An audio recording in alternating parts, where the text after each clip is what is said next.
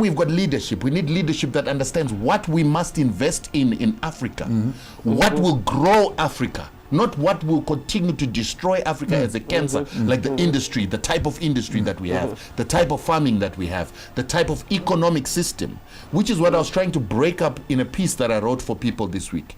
To say, when you look at the Johannesburg Stock Exchange, then you look at the Zimbabwe Stock Exchange, you look at the Botswana Stock Exchange, when you look at the investors that are the biggest investors in those stock exchanges, you will see that they are predominantly South African companies and American companies. The biggest shadow banks of the world, which are 4, these are the biggest banks in the world. We've got Vanguard, we've got BlackRock, we've got State Street, and then we've got Vanguard. These are the biggest shadow banks in the world. No funds are bigger than these 4 funds. They're all invested in South Africa, Zimbabwe, Botswana, and all the stock exchanges on the continent. They then have investors that come from Momentum, Liberty, what is this other one? Sanlam, the big South African financial institutions, which also have shareholding of these big shadow banks from America again. In Zimbabwe, we've got sanctions, but these big shadow banks are in Zimbabwe. And my question is, why? Why are our stock exchanges monopolized and dominated by these American 4 big banks that were involved in slavery, involved in the Second World War, which brought about colonization of African countries to be shifted from Europe to the Americans through their corporate control? Why are they still invested in Africa? Because then it means Africa is still controlled by charter companies, and the finances of the slave owners and the finances of the colonial empires, like the Rothschilds, like the Rockefellers, like the Morgans, who are now invested in these shadow banks.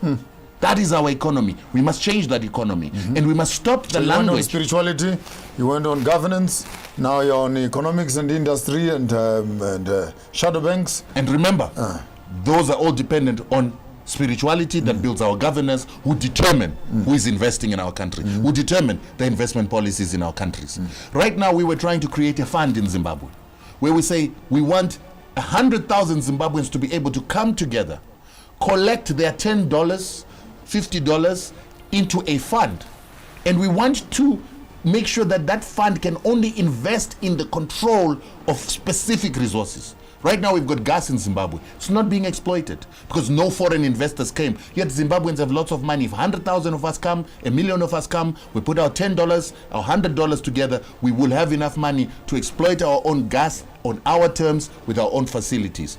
But if you try to look for a vehicle, a legal vehicle, to collate these funds and then target them to a specific project, you won't find such a vehicle, because our laws have got vehicles like mutual funds, investment funds, some form of a banking system that prescribes where these monies must be invested. We've got to change the laws that suit us, not this Roman Dutch law system that is created by a minority.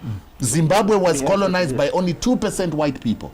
Those are the Romans. And they brought their Roman, Dutch law, English law, discovery law, which is the colonization law, and they imposed it on us. And we remained with that Roman Dutch law. We put politicians to manage it. We even created a constitution recently in which our government has said it will compensate white farmers for land that they stole and developments that they made on stolen land. You can never develop a stolen piece of property. You can only defile it, you can only vandalize it, because anything you do on someone's property without their authority is vandalism. But we are going to compensate. We are going to change international legal custom, and we are going to create a new legal custom of compensating thieves for what they stole. We are going to compensate a criminal who steals your car for putting rims and putting tints and then using it and devaluing it for as long as they have done. We are going to compensate them. And yet the Jews, and I say the Jews, not the Hebrews, that's right, after Second World War, they were compensated you're right. for being oppressed just for 6 years.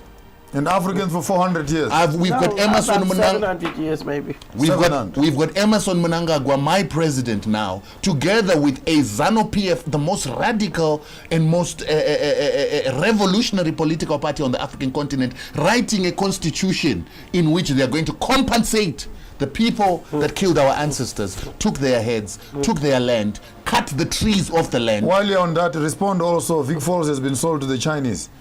There's a rumor. I don't usually respond to rumors because the problem with rumors, especially in a country like Zimbabwe, the rumors are ill-informed, usually not backed with evidence. That's why we believe that $15 billion of diamonds were stolen in a country that couldn't even produce $10 billion of diamonds and sold 6 billion of those diamonds through the Kimberley process. Doesn't make sense. So I don't usually talk to anything I haven't researched and confirmed.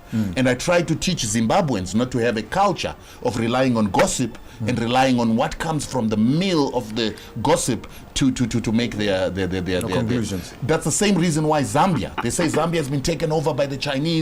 The Chinese are taking over because of Zambian debt. It's a nonsense, because the deals that have made between China are bilateral. They do not attach any assets of the country, because when China comes in, it comes in as a partner taking advantage of an opportunity in Zambia. They bring in their money, the Zambians bring in their money, and then they try to create value. If value is not created, the shareholders of those investments have lost out. That doesn't mean they go and take any assets, because it wasn't debt. It was a partnership. It was a mutual investment. And so we said we need to change the legal system. It must be African. It must stop being Roman Dutch. It must stop being the colonial discovery law system that we're using right now. Our constitutions must serve the people of Africa and benefit them. That's the purpose of making the law. And the Zimbabwe's law constitution is a living document. We must change this compensation of white farmers. Then the education system, the one that frames our mind, the one socializes us. Software. This is education, what we're doing right now. And all the textbooks that need to develop Africa haven't been written.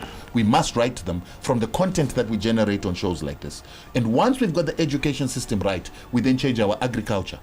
This nonsense of using hybrids, seeds that don't reproduce, seeds that are owned by certain companies to produce our food, GMOs that are owned by other companies to produce our food, is a clear nonsense, and common sense will tell you we need seeds that can reproduce, we need seeds that we own that are not owned by anybody else. These fertilizers, we must stop using them. That now needs to be the education system that tells us. This double entry system of accounting, where we have a multiple extraction system, but we have a double entry system that only worries about the bottom line. In our language, you don't have bottom line and profit. So that means that we need to start having accounting systems that go with our culture and value system.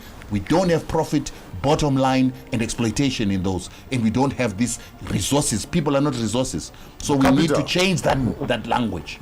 And foreign direct investment, all that has to stop. Economics, there's the subject that looks at making resources scarce, putting them into the hands of a few people so that they can make a profit. We need to change that. Our resources are not scarce. We have enough resources. That's why we had communalism in Africa. So we need to have studies that go hand in hand with our culture, value system, and our circumstances. And I will reiterate.